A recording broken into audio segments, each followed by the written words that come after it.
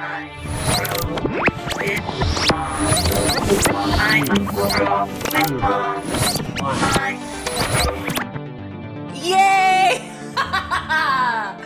I love your hat. I came prepared. What other props do you have? I have a giant alien plushie. Yay! Yay! So cute. Hi, Miyo. Welcome back to Mind Probe with Mom. Hi. I feel like this is the episode that we've been building up to because we're called Mind Probe. Yes. When me and my mom were trying to think of the name of the podcast, I was like, we should do something that's like a pun about aliens somehow, because we're both like totally weird. You know what animal looks like an alien? What? It's a giant tortoise. Oh. Like their little faces? They're called Aldabra tortoises. Yes. Their head's shaped like an alien, except in a different way, that it's going this way out of their shell. And their eyes are totally shaped like an alien, and they're black. Miyo, is that really an alien or is it a tortoise? I don't know. I'm going to look it up later. I know about a lot of tortoises. Oh, maybe we should do an episode on tortoises. Maybe so. And you can be the teacher. No, I don't want to. Then I don't know anything. Okay, everybody, this is Mind Probe with Mom. I am your host, Amber Jene. I am a comedian, writer, astrologer, and then I'm joined with my co-host / my mom. Her stage name is Star Rhoads. Star Rhoads. I'm Star. Hello, alien. And my mom, she's a mystical dabbler herself. And if you didn't listen to our episode last week, we had Miyo on last week. And we got her warmed up enough to the point of talking about aliens. So this week, we're talking about aliens. Last week, we were talking about creative success and how to tap in your creativity. And we're taking a total 90-degree turn here, or whatever kind of turn you like. And I think I want to start by asking you, Miyo. Oh yeah, let's just introduce you really quickly. Miyo is my friend, and I met her in a really mystical way. And she was trying to see somebody talk about aliens at some convention that I was at. And that's how I met her, was alien related. I wasn't doing alien stuff. I was doing like other kind of mystical stuff. I was like talking to crystals and getting my aura read. And I had just discovered how to talk to my spirit guides, and I was tripping out about that. And I had just talked to my spirit guide, and I didn't even believe that that was what was happening to me. And I was like, okay, spirit guide, if this is real, prove it to me that you're real. And then I go to the spiritual convention, and I take an aura photo, and the lady reading the aura photo said, there's a woman in your picture and she's watching over you. And I was like, oh my God, that's my spirit guide. And then I was talking to some psychic and asking them, tell me about my spirit guide. And then the person didn't even want to talk to me about my spirit guide. They were like, your sister is here. And I was like, what? And then the person was like, there's somebody here at this convention that if you don't meet them today, you'll meet them later on and you'll find out that they were here. And so after that person told me that, I was like on the lookout for whoever my sister was.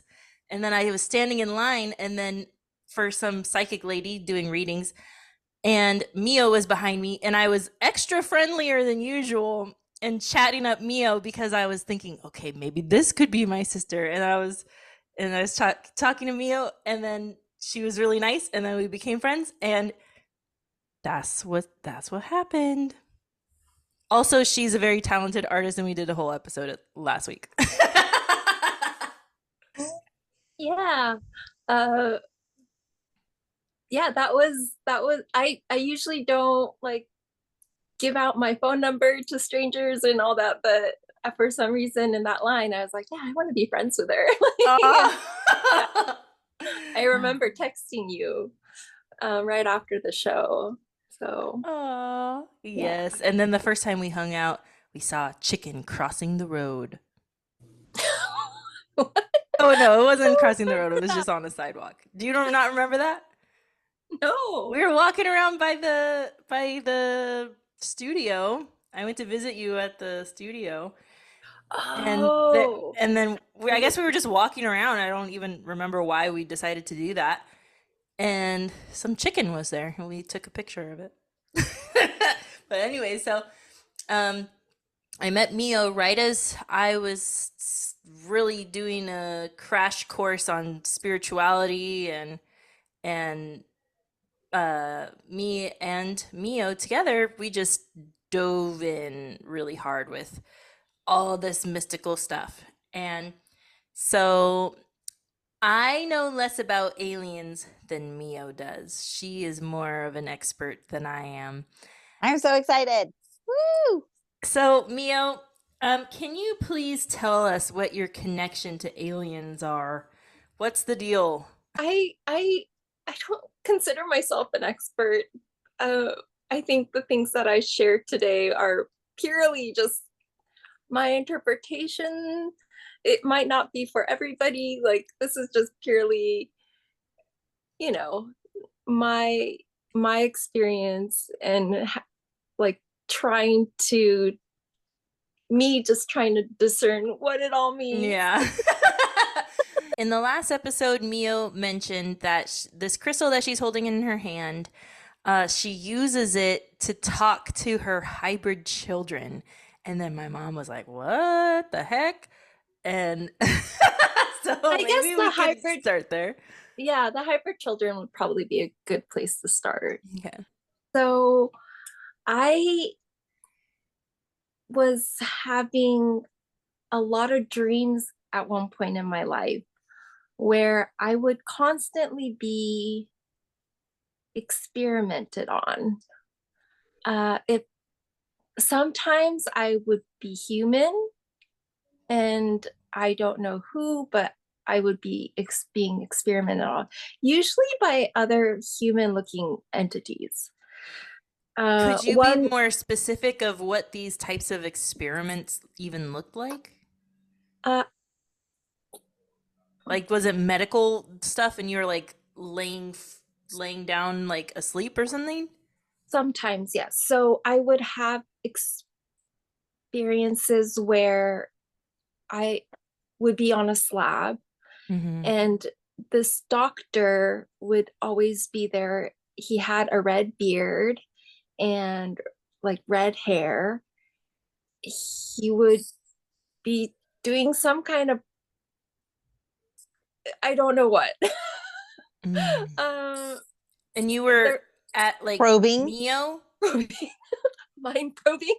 Shout out to the Mind Probe with Mom podcast. Um, you were yourself, or were you something else? Sometimes, yes. And then one time I specifically remember because this was the most impactful memory where I was an alien. I looked down at my arms and they were very skinny and spindly, and I had grayish blue skin. I could see my veins through my forearm here, and I would be experimented on by humans. And I that one was very impactful because I knew the humans would be coming back in, and I knew that I was going to be dying, like I was going to die through these experiments. I also knew that Were you on Earth? mm, I don't know. I was in a room that had a metal slab, like I was being strapped down on a metal slab. Mm. So it felt very cold. I don't know where I was. And you're Another scared? dimension. Maybe. Yeah. And I just remember having this profound sadness because these humans that were experimenting on me had no concept of oneness, like that we are Mm. one. Mm-hmm. So waking up, I was just sobbing, and it took me a full day to recover from that dream because Jeez. it impacted me so much in that humanity wasn't to a point where we could understand that we are all connected. So do Uh, you think that that was really you, like a past life or future life or something? Or do you think that was more of a symbolic kind of a dream? I think it's the concept of the oversoul. It's probably another uh, being that I'm just connected with Mm-hmm. through the oversoul. Like, I don't know if you guys are like, should we talk I'm about? familiar, but yeah, Yes. explain Yeah. it to Go. the people who don't know. Explain it to me. I love it. So the oversoul essentially is, I kind of view it as like the umbrella soul, and and it's connected with uh, different timeline, different beings. How do you explain it, Amber? You're on the right. Yeah, you're Yeah, saying it the way I would say it. yeah. So different timelines, different lifetimes that we're all connected with. Um, Yeah, so even like you could meet somebody in this timeline, in this life, and you could really be like, I feel like they have the exact same soul as me. And it's possible that they have the same oversoul. Um, but would you say it's different from a higher self? Like, is the higher self like a smaller section of I would say, oversoul? yeah, I think it branches out again. Yeah. So Yeah. oversoul, and then maybe a bunch of little higher selves, Oh, and then little humans under that's that. kind of how I envision it. Yeah. Yeah. Um so yeah, there could be all these different types of beings that are connected to that same oversoul, but they're not you. Maybe some of them are you in other timelines, and Mhm. then some of them are other people entirely, or other beings entirely. Yeah. Um, so was this during a meditation or when you went to sleep? That story was specifically a dream I had. Oh, and you woke up crying. Yes. Sobbing. So, Like, what's so you like I've heard that people can travel. So do you think like you did like some kind of travel while you were sleeping and it was really you and that's where you traveled to? that one specifically, I feel was just a shared experience with one of my other souls that I share the over soul with. But I haven't had experience where I personally, Miyo is being experimented onto, and those I've Oh. had um these memories or like dreams where they try to test my psychic abilities. Like they tell me to move things with my mind and stuff like And that. can you do it? Yeah. Whoa. And then I wake up and I'm really confused because I can't do it. You're like, dang it. What am I doing wrong? But I will say that Mio has a very open third eye in comparison to other people just walking around, because when you um like when you're doing a meditation, it's like when I'm doing a meditation versus when you're doing a meditation. I guess our spiritual, our psychic gifts are different, because when I'm doing a meditation and something cool and mystical is happening, I'm like feeling energy and it's all kind of vague. But then when you do a meditation, you're like, I saw all these symbols and let me draw it for you, the symbol that I saw. And then you're able to be so specific, and it's like you're visually seeing all these scenes playing out and all these stories playing out and stuff. That's pretty cool.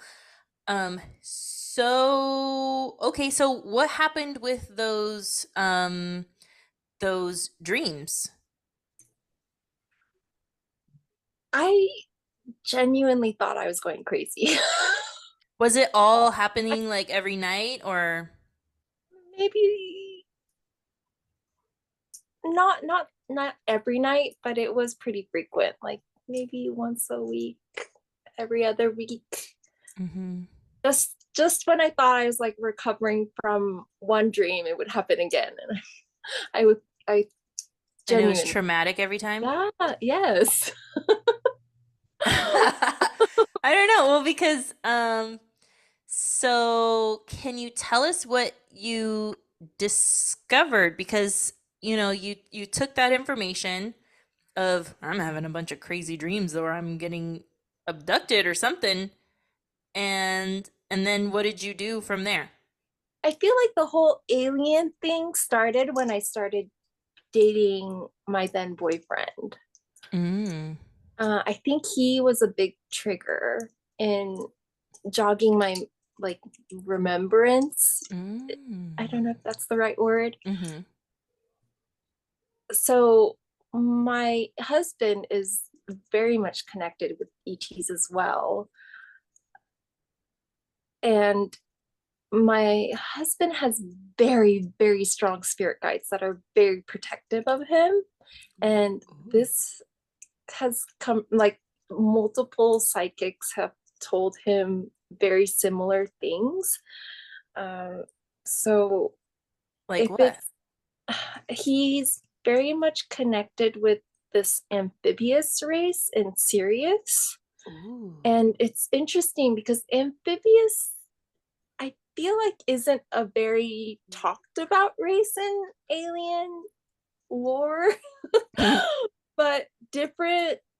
I, to my knowledge, I think 3 psychics have told him, like, because Steve would ask, "Do I have connections with aliens or reptilians?" And they would correct him. He's like, "Actually, not so much reptilians. You're actually connected more with amphibious races."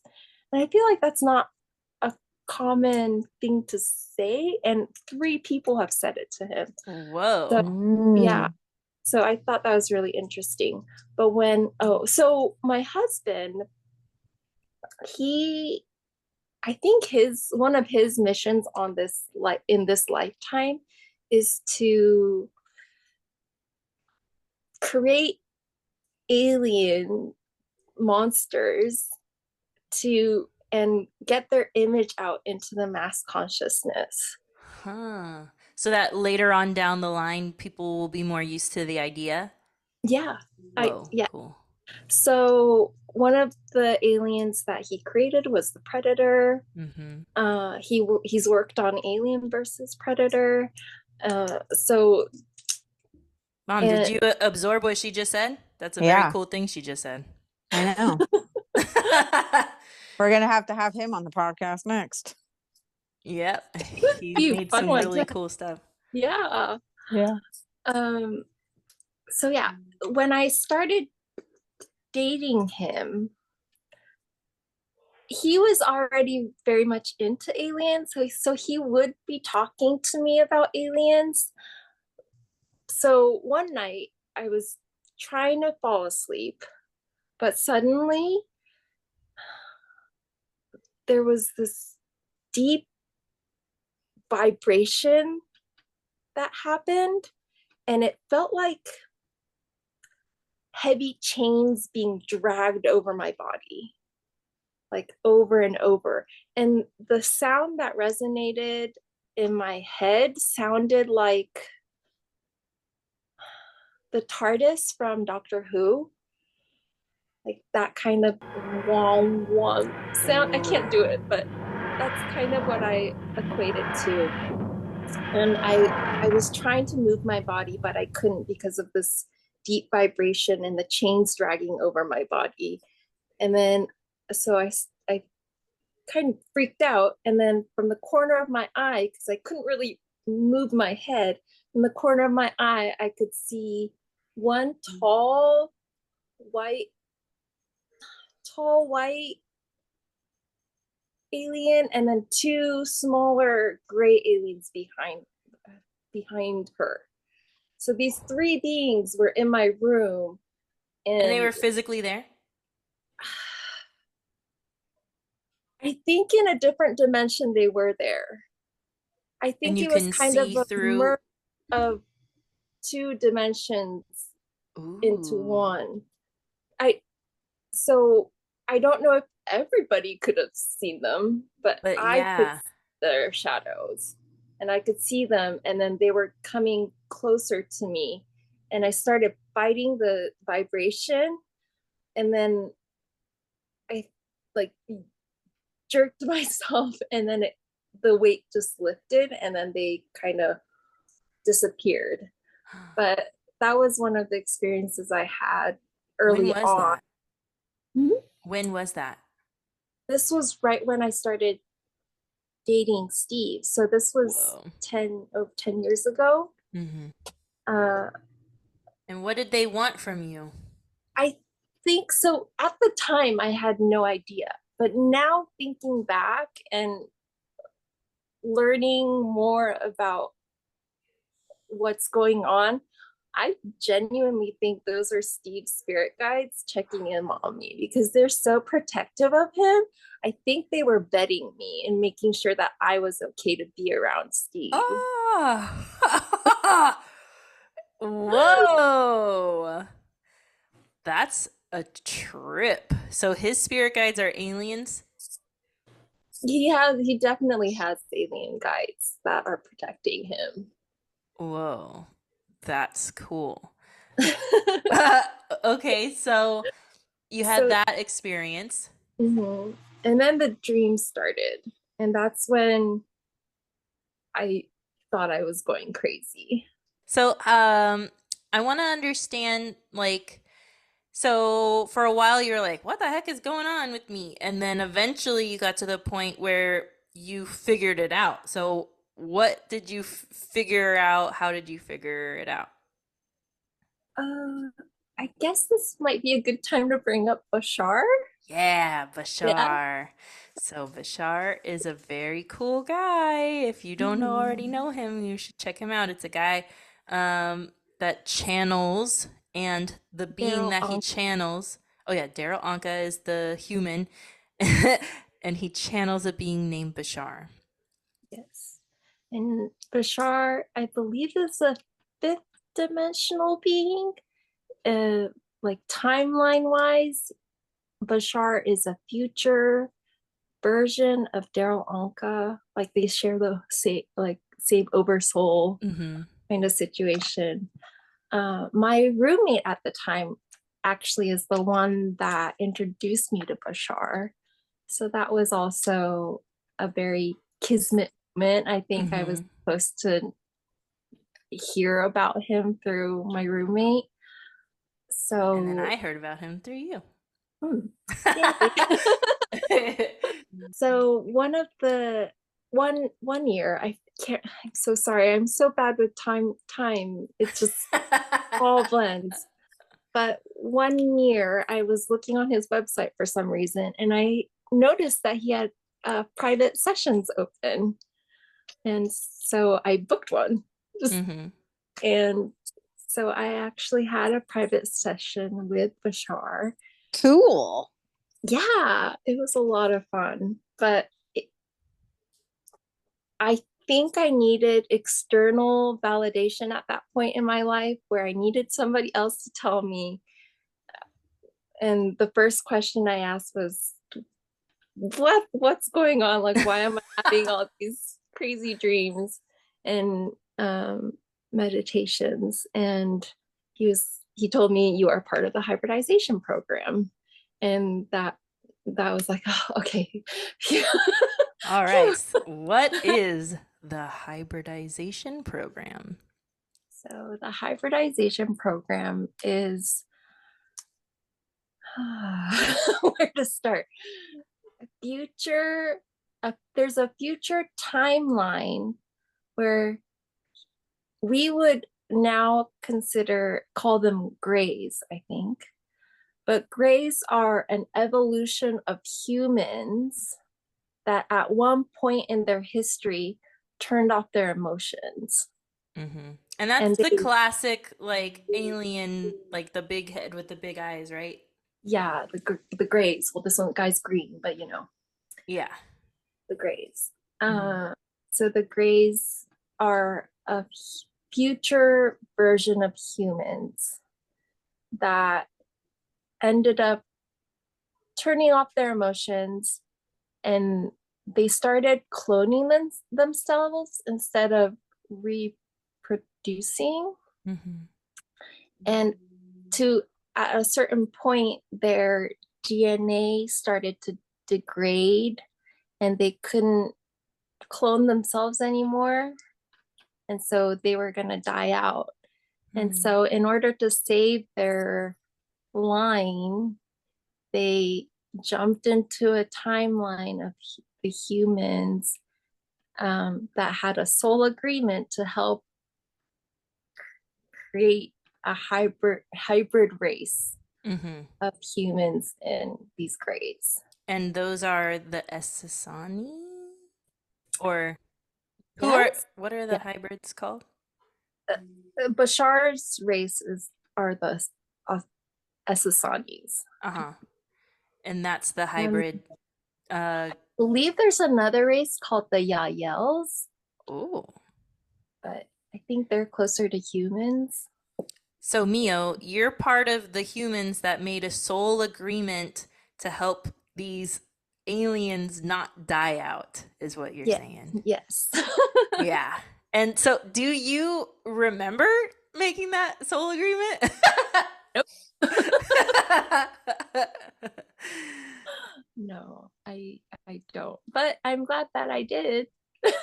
And so, like, they're just taking your DNA, or are they literally harvesting your eggs, or do you know what they're doing exactly? No, I have no idea. And does it sound well? It sounds like they're splicing DNA. Like, I don't think it's my egg and alien semen. They're manipulating your DNA somehow. Yeah. Mm-hmm. Because they talk about percentages.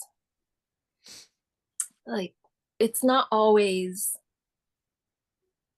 like 50%. It's always like, we'll use this kind of DNA here and splice it over here. And so they're using a bunch of different humans to create. Mm-hmm. Okay, interesting. All right. So how do you feel about that? Like, do you think it's cool, or you think it's creepy? What do you think? I think it's cool. I'm happy. Well, I hope I get to meet them. I'm happy to help. Mm-hmm. I'm happy to help, and yeah, I really hope that one day I get to meet them and hug them. Aw, so you have like a maternal feeling for them? Yeah. That's really interesting, because you're like not wanting to have any kids in this life, right? No. Yeah. So you're like, Oh, I love my children that aren't even here. They're like all Mhm. being aliens somewhere. Yeah. I think one of them looks a little reptilian too. So Whoa. I'm like, oh, I want to meet him. Oh. But so coming back to that crystal that you have, when we went to Mount Shasta and you found that crystal and you were meditating with that crystal, um, and you realize, oh, I feel like this is how I can contact my hybrid children. What was that experience? I already forgot. Did you literally like talk to them with the crystal? Yeah. So the main, I don't know if she's a girl, still a girl. She was a girl. Her name is Amethyst, and she's the main being that I contact through this crystal. Mm. And I guess the reason why I'm able to connect with her the most is because she has the highest percentage of, like, we share the DNA we share. Uh-huh. Um, I actually found my journal entry where I was talking about them. Ooh. Yes. Share with us. I wrote, "Hello, dear one. You were indeed involved in the hybridization program. Your DNA Wait, was can used." I pause you? Mhm. So, the reason why Mio is reading from this other perspective is because Mio knows how to channel. Oh, yes. And so she channeled this message. So, okay, carry on. Your DNA was used extensively to create several children. Memories of these events were erased to a certain extent as to not cause trauma on your part. If you wish, we may start showing you what happened when the timing is right. Hybrid children. Amethyst carries one of the more higher percentage of your DNA than any other of your children. That is why she has a strong connection with you. Um, and yes, as you guessed, the crystal, I think I was asking about this crystal. The Mm. crystal that represents her in your life has reappeared again, meaning she is ready to communicate with you. So, have you And communicated more with them? oh, at this time, we would like to certainly inform you of the hybrid children that would like to connect with you. And I wrote Jack, Isle, Jeremy, and Kaolin. So there are Whoa. 4 other hybrid kids that wanted to talk to me. Ooh. Do you know how many are out there? No, I never asked. Uh, I think it's interesting that we're kind of diving back into this because it feels like it wants to be revisited. Mm-hmm. Yeah, like you took a break from it. And now it's time to go back into exploring it. So, hey, Mom, Mm-hmm. what are you thinking over there? Are you confused or pondering or anything? I'm thinking, where do they live? On ships? On ships? I don't know. Oh, Spaceships. Oh. spaceships. I was Mm-hmm. like, they're like pirates or Pirates something? and, and spaceships.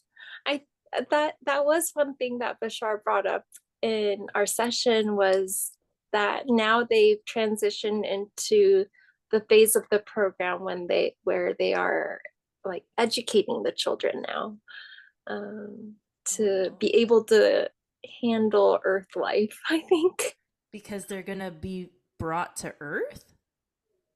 Yes. What? Because they look human enough?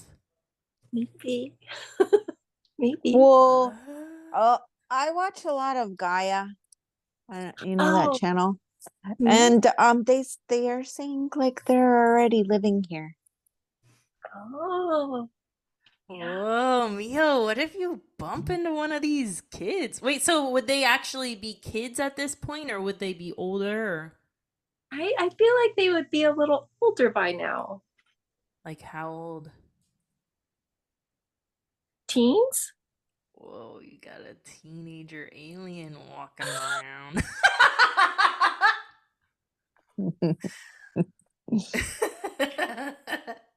So how do you do the channeling? So I actually took a class on channeling where they teach you to open up all your chakras, and uh, you make sure that you're only bringing in positive entities, Mhm. because there's definitely negative ones out there as well that How do are, you do that? You just set the intention? yes, intention, very, very important. So surround yourself with like love and light, and what is best for, you can come up with your own So like if you're mantra. somebody who's never even thought to do any channeling ever, uh what would it look like? So you sit down and and yeah, decide I'm gonna do some channeling right now, and then what? I'm hesitant to just recommend people to channel on their Right. own.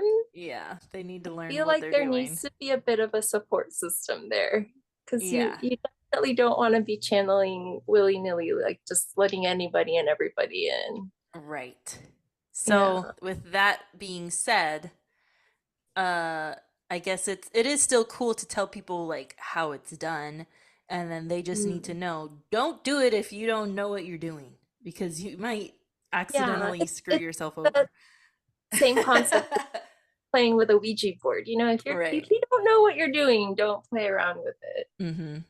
Um, but yeah, I think the idea is to open yourself up enough and almost let your consciousness go into, not remission, but like you pretty much have to let go of the steering wheel if you're driving a car, Mm. and like shift yourself into the passenger seat and let another being come through. That's very interesting. Were you a natural at that? Like, was that easy for you to do? No. Oh. I feel like because you have Mercury and Pisces, I was like, I feel like that would be easy for her to do. Because you're just like It loosey was goosey. interesting.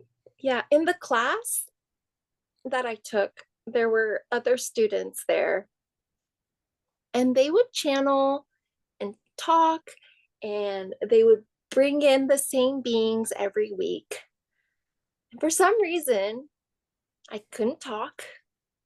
I could write. Mm-hmm. I could write what they would be telling me in my mind, but I could never speak.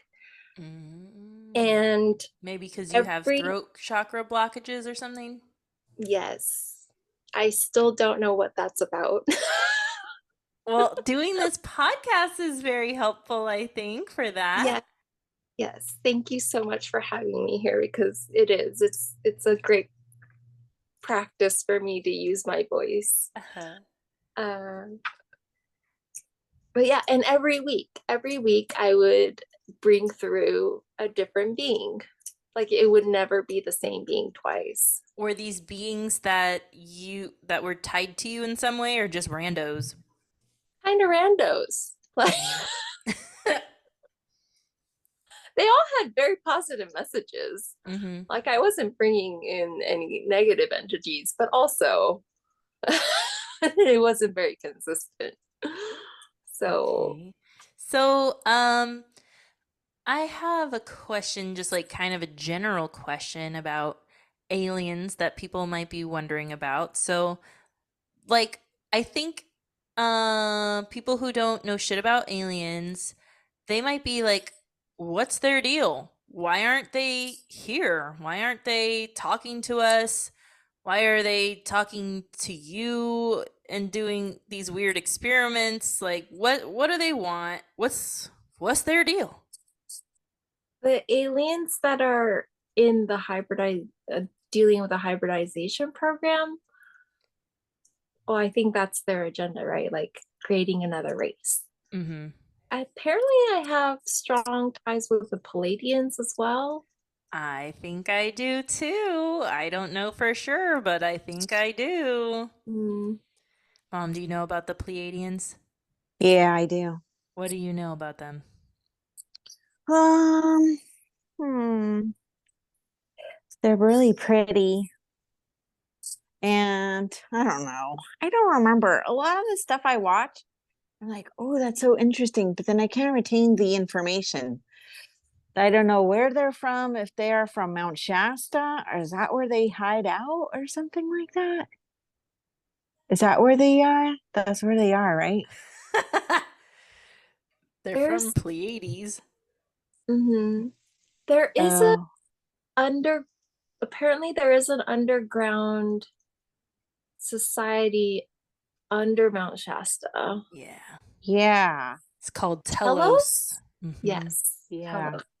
That's We where me did, and Mia went. Huh? yeah, we meditated. We went into a portal in Mount Shasta and we meditated in that portal, and then there was this lady that was guiding us in a meditation, and she was like, okay, now you're in Telos and you're talking to some guys, and who are you talking to? And I was just talking to one of my spirit guides the whole time, my spirit guide Jacob. That was Oh, the cool. Jacob, yes. That was a cool thing. Maybe we Who was should. Mio talking to? I don't know. Probably some alien. uh, Another psychic experience. I was talking with a psychic lady in Mount Shasta, and she said that I had this connection with a guy named Ashtar, Ooh. and I don't know why, but I do not trust Ashtar. Oh, what's his Oh. deal? I have this really big resistance against him. I don't know why. Ooh. But one of the experiences I had that I thought was really cool was when we were driving back from Mount Shasta to LA.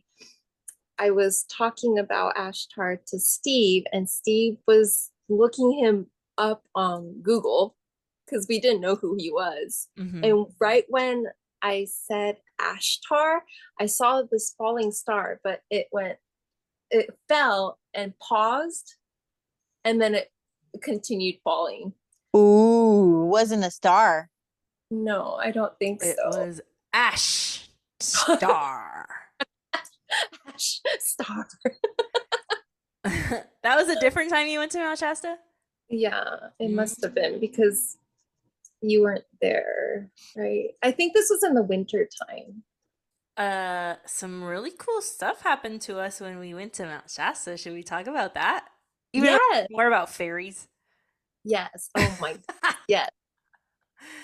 Those um, fairies were pretty aggressive. so we're kind of pivoting a little bit, but this is a really cool story. So um I went with Mio and Steve to Mount Shasta, and we had this lady kind of tour us around, and she took us into this little forest, and I was like, "Oh my god, this reminds me of that movie. What is it with the fairies? What's that called? The cartoon? Fern Gully." I was like, "This is Fern Gully. Fairies live here. I know it." And I was all tripping out about that. It was And the Sacramento Riverhead. oh, that's what it's called. Yeah, where Like, the water isn't it comes. called the Mount Shasta Riverhead? But you're saying Sacramento? Oh, I think it's the Sacramento Riverhead. Sorry. I don't know. Yeah. I don't remember. Um, but yeah, so we went over there, and then um I was like, "Oh my god, we got to come back here later because I need to meditate with these fairies." And then so we did. We went back later, and I was kind of meandering around, and so were Mio and Steve, and um my intuition was guiding me to this big giant stump.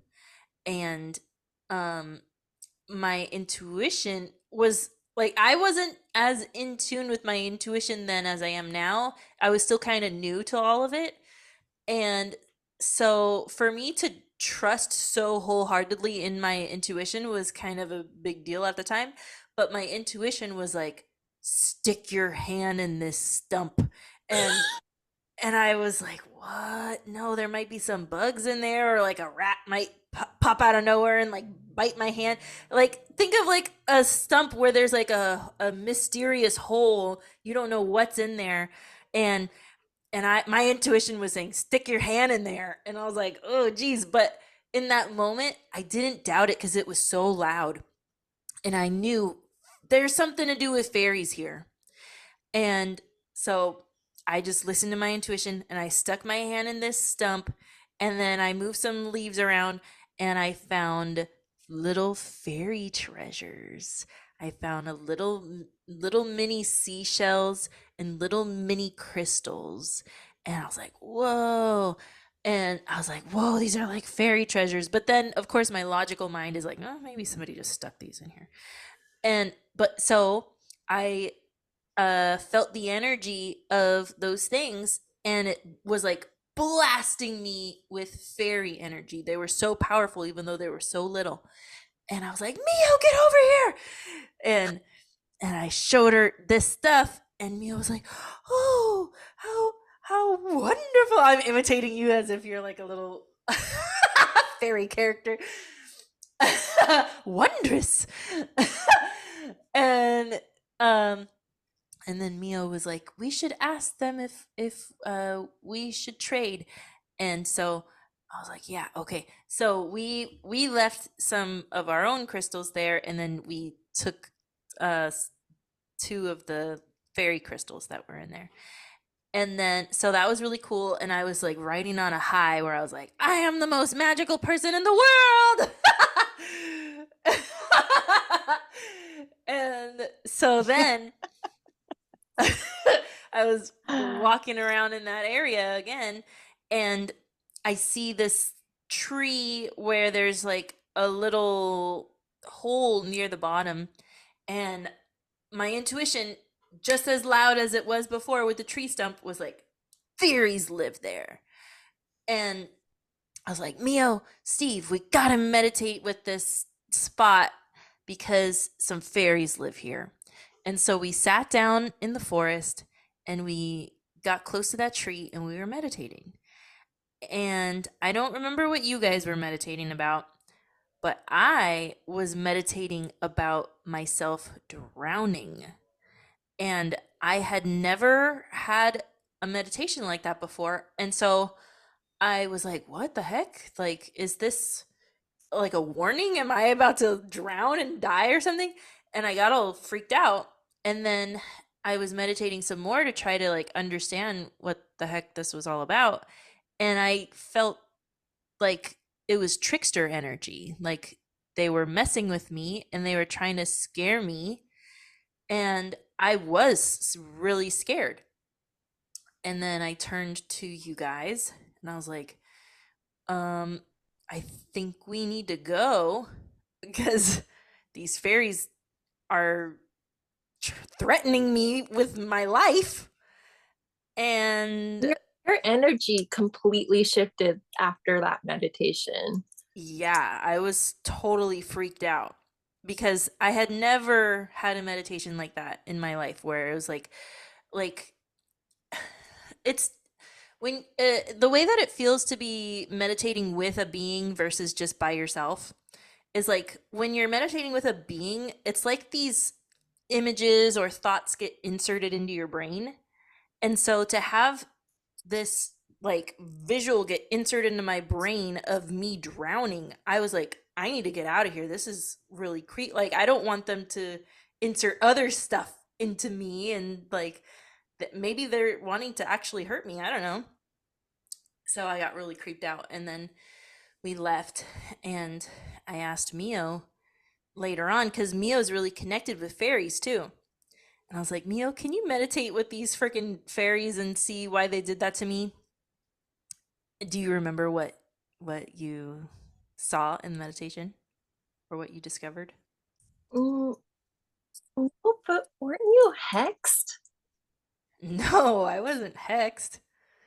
No, you said you said that the reason they did that was because I was really close to their home and I I do wasn't in tune enough to be able to be aware of what I was doing. Like maybe I would have fucked up their house or something because I was too close and I wasn't fully aware. And you said that they saw me as like this big bear, like a oaf, just like bah, like and so they I were do trying to scare remember me no. away. Huh?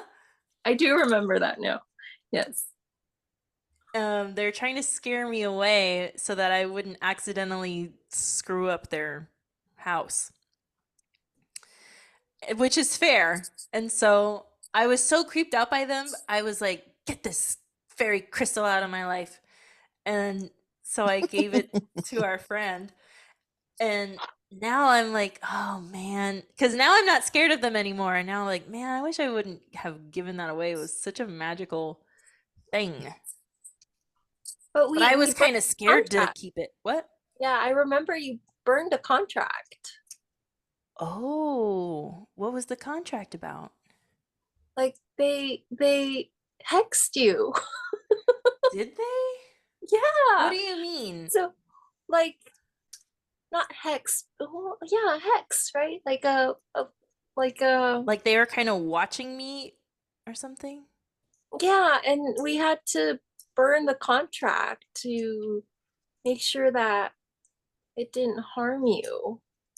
Huh. I don't remember that. And right now, Wow. for a split second, I it looked like you had berry ears, like long ears. Just now? Yeah, I just It's saw because it. I do. Did I do? I keep noticing like lighting in Amber's area keeps changing. Mm. Maybe they're here.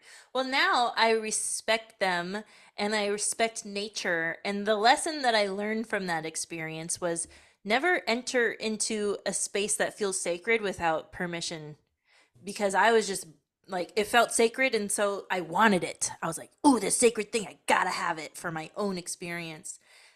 And I think that's very human.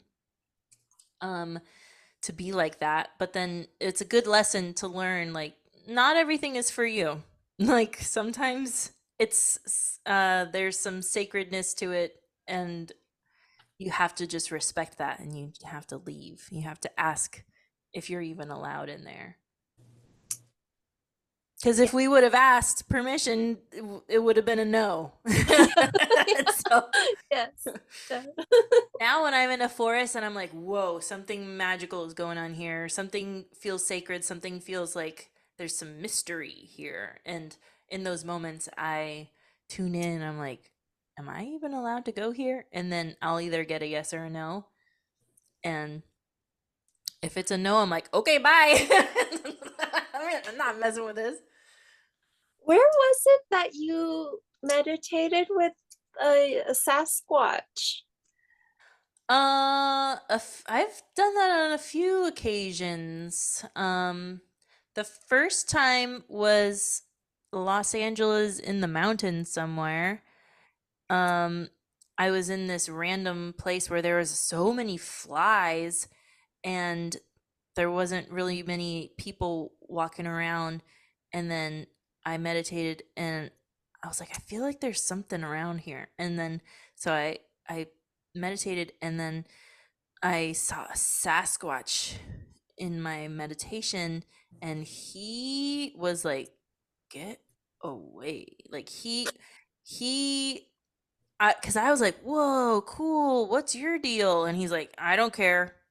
Like he didn't want to really talk to me. Like it was kind of like, it wasn't like he was like, get out or anything like that. It was like, he was like rolling his eyes like, human.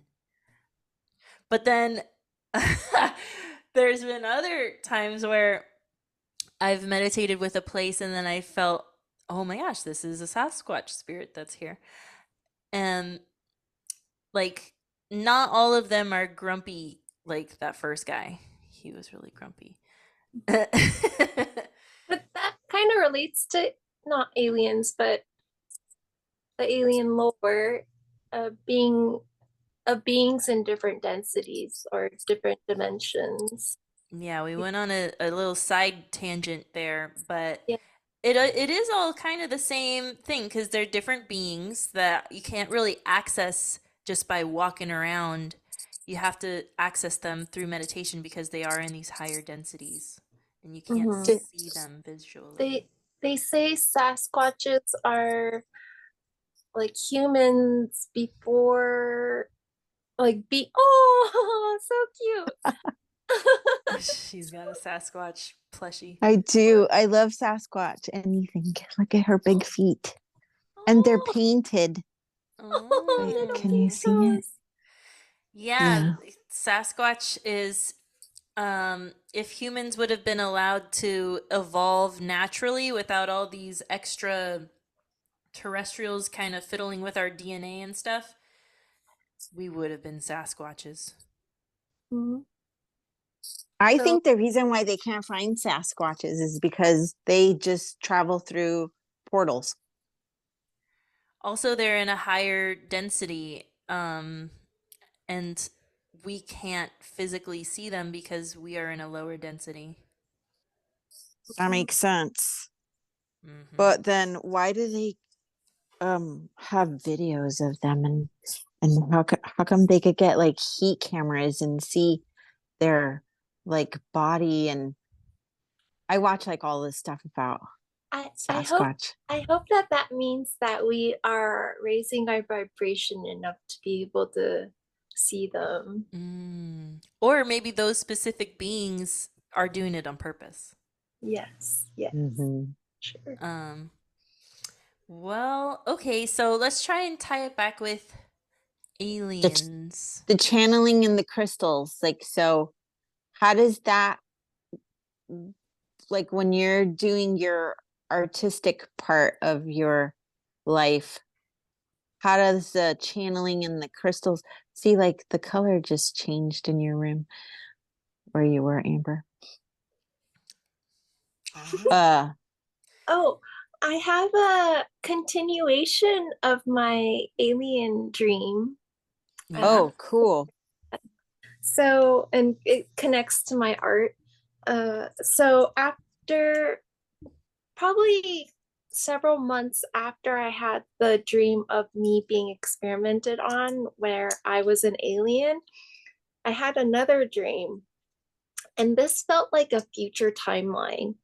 I was being taken down underground into this facility. It felt like it was on Earth. But as I was descending down the stairs, we came into a room where it was massive, like football field, several football fields.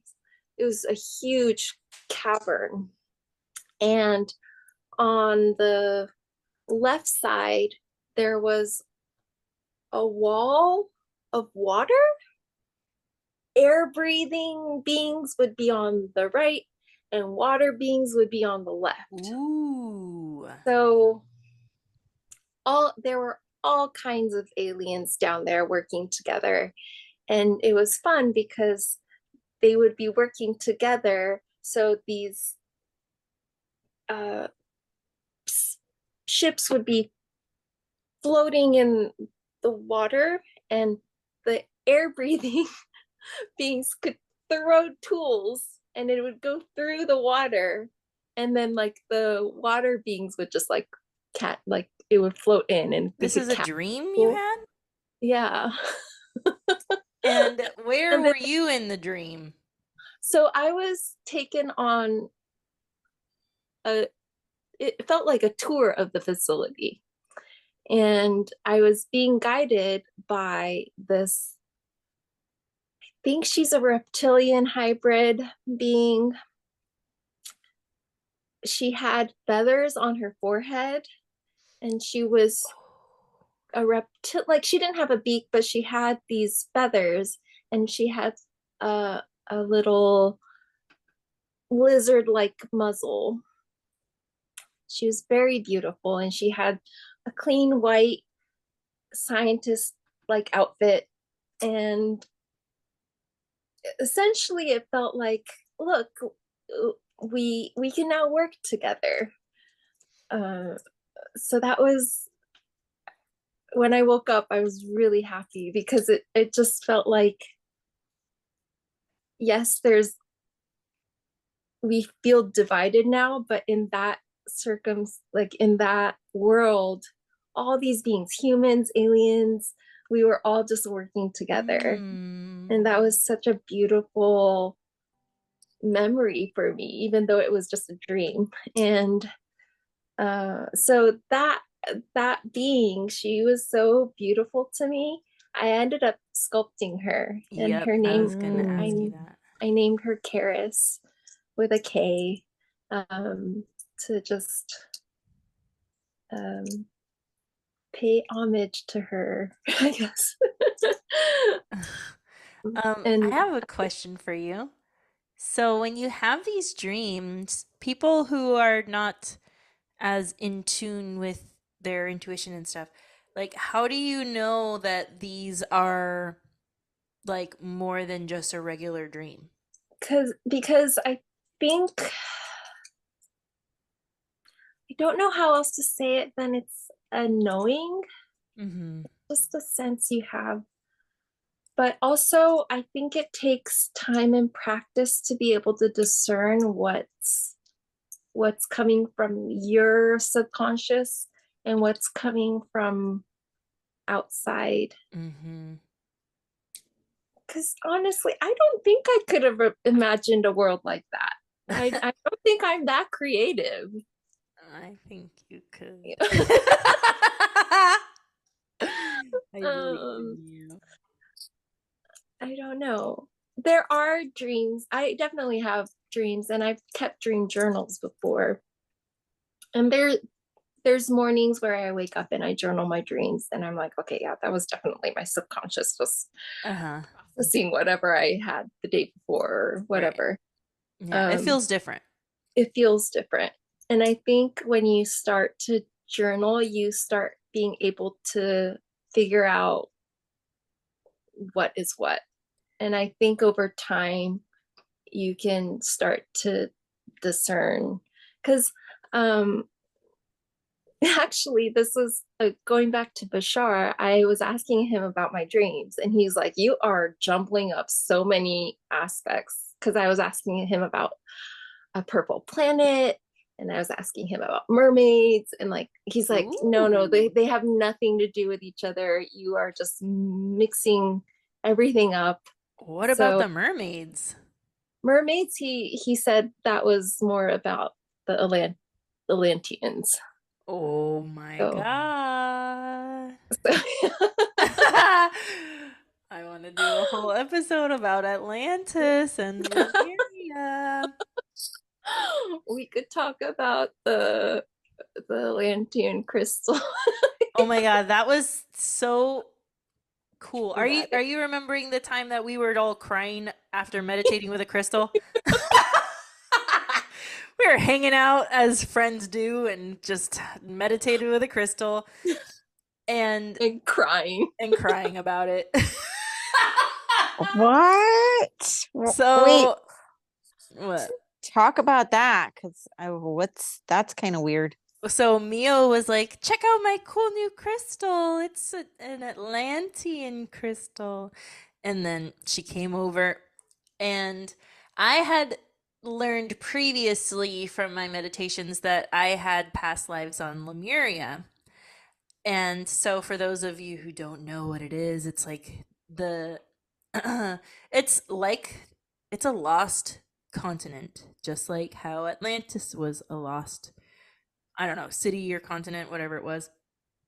But Lemuria came first and was like the divine feminine kind of energy. It was all focused on spirituality and community. And then Atlantis was the opposite polarity, where it was very much the divine masculine. It's very logical, very scientific. And so I already knew and had seen like imagery and stuff of my past lives in Lemuria. And then Mio was like, I think I have past lives in Atlantis. And so when we busted out this Atlantis crystal, I think you went first, Mio, if I'm remembering correctly, and she saw uh just she saw all this, like this whole scene play out of how Atlantis was destroyed and how she was part of it, right? Yeah. Whoopsie. Whoopsie, I just sunk a whole continent or somewhere, a whole city. Yeah, the visual I was getting was, my intention was to save Atlantis, and I was trying to lift the whole city off the ground and into the sky. But it didn't go crystal well. technology. Yes, and then instead I sunk it. Yeah, whoopsie. Sorry, everybody. I'll try again in a few million years. But it was just, it came from such a yucky place of greed. I could just feel the what's the word,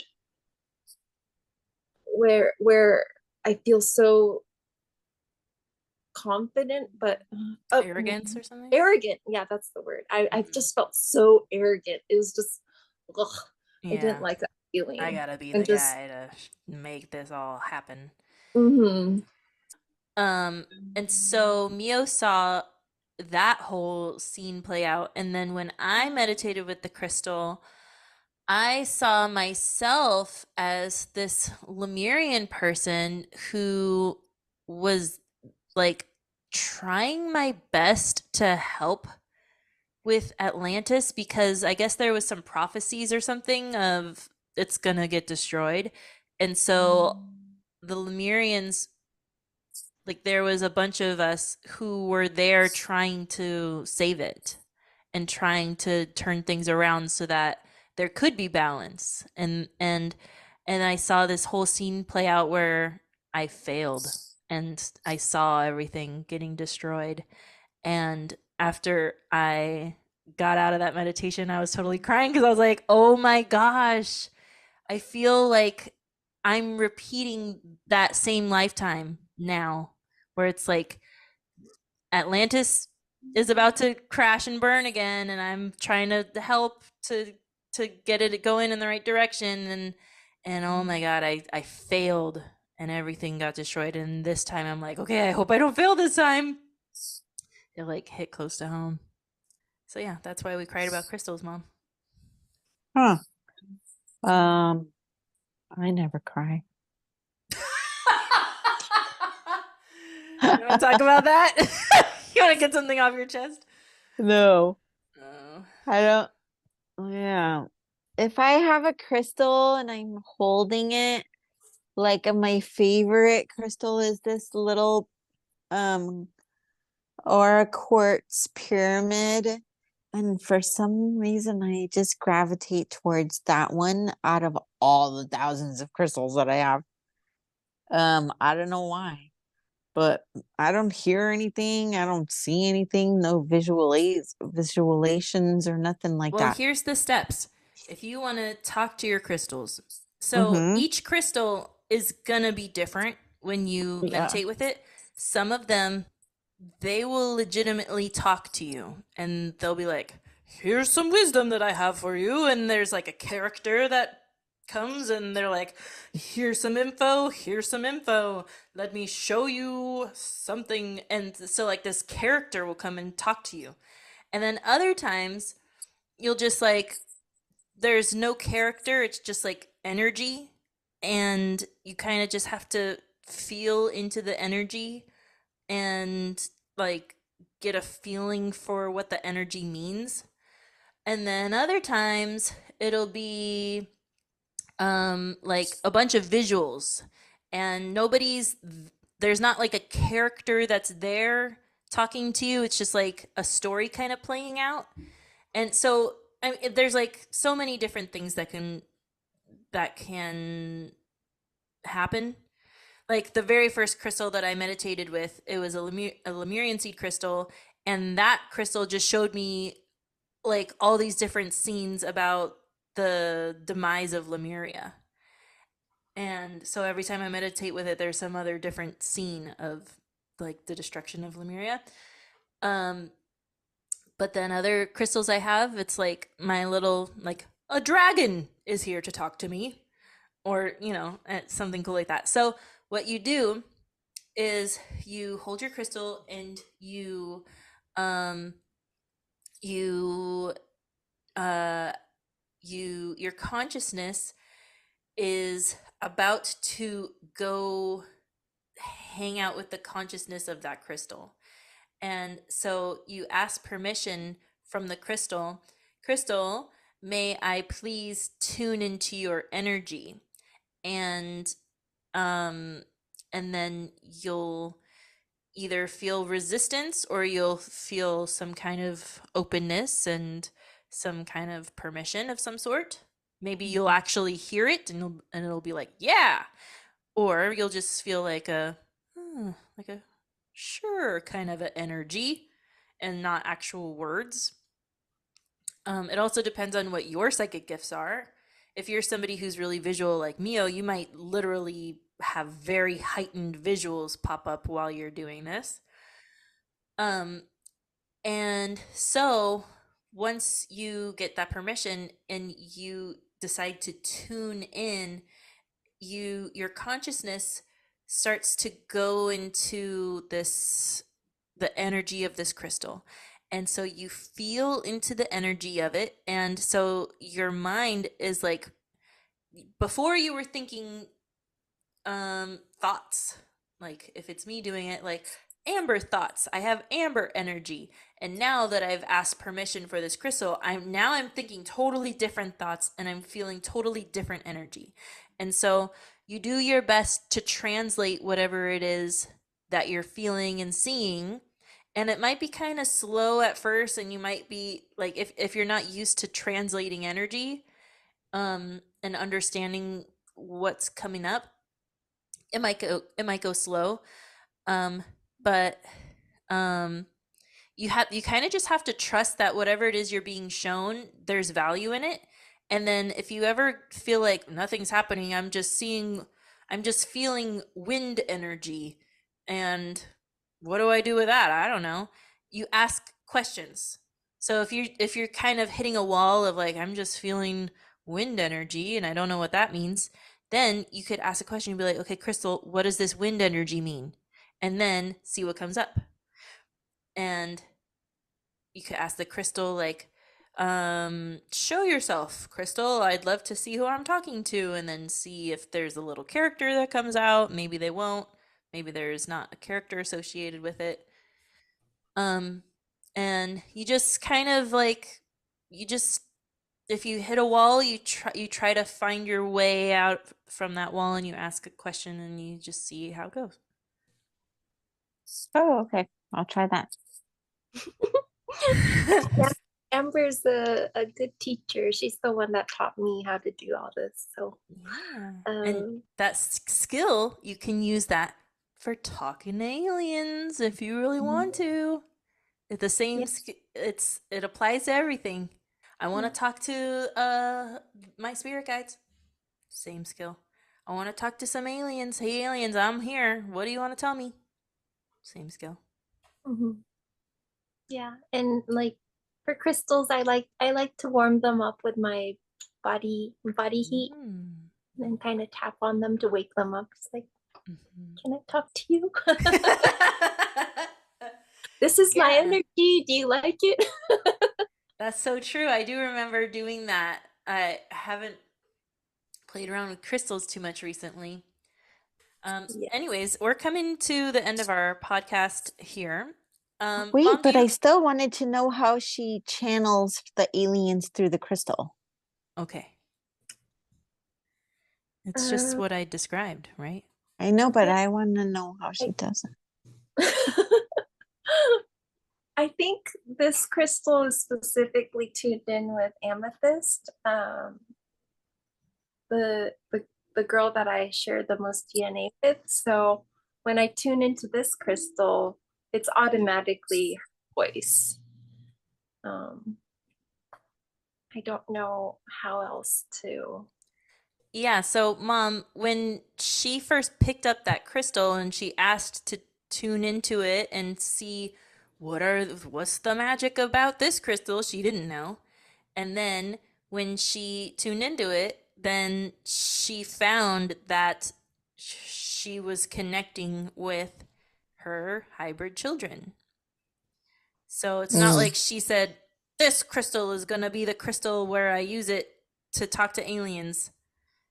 It's just kind Oh, of right. The other, it's yeah. just kind of like each crystal you pick up, you don't know what it's for. You got to talk to it and you got to see what it's all about. And you But do that. this crystal did call out to me in the shop. I picked it up and I was like, oh, I love this crystal. So Uh-huh.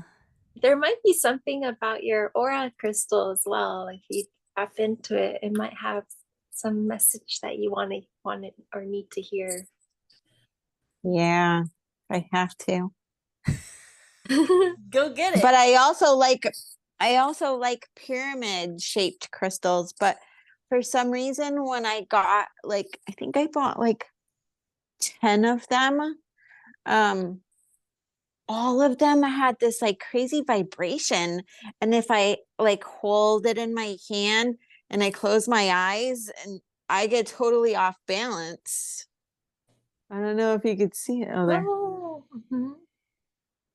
Um and like people don't say like a lot of people say like, oh, they're just rocks or whatever. I'm like, well, yeah, sure they are, but they actually have energy.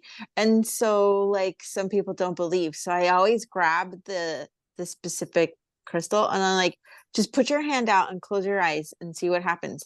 And then every time they're like, whoa, I feel dizzy. I'm like, see? Let me look at that crystal again. Okay, so I'm going to tune into it and I'm going to tell you what I feel. So, right away, the first thing that I feel when I tune into it is it feels like I just felt like my energy, which was a very mental energy, go down to my lower chakras. So, that's the first clue. Don't know what that means yet. So, I'm just going to keep tuning in and see what else is going on. Oh, okay. So I think that this is like it helps to shift out of density. Because I think before you had that crystal, you must have been much more dense. And the more you hold it, it's like it's literally bringing you out of that density a little bit. Because it's like such a high frequency. Mm-hmm. It's like an angelic frequency. Mm-hmm. And so when you have two totally opposite frequencies, you are being this totally dense human, and then this angelic frequency in the form of this crystal, it's like it helps you to kind of meet in the middle a little bit just by holding it. Yeah. And it's like right now, it just makes my fingers tingle holding it. I think you should put it near your root chakra, and I think it will help to alleviate some fear patterns that, well, this is an interesting thing that I'm channeling from it from your ancestors, which are also my ancestors. Like these fear patterns that got embedded into your DNA, creating a root chakra that is very fearful. Because, Mm-hmm. Yeah. like all these fears of safety and stuff, I think that if you purposefully put it on your root chakra to kind of like unwind those old patterns, it can allow you to feel safer and allow you to even be more open to abundance. Oh. Because right now you're so closed off and so in fear Mm-hmm. that like you're not receptive to abundance because you're not receptive to anything because you're closed off and fearful. Mm-hmm. So you have to like work on unraveling that a little bit. And that Mm-hmm. crystal, if you just like put it, like just hold it on your root chakra while you're watching TV or while like just while you're going about anything, it will help to do a lot of the work for you. And the consciousness of that crystal, yeah, there's like a character attached to it. There's like a angelic guy. Oh, what'd you say about ancestors? I said that your ancestral trauma has Oh, created patterns in your own body where you are very fearful because they were very fearful and they passed that down to you.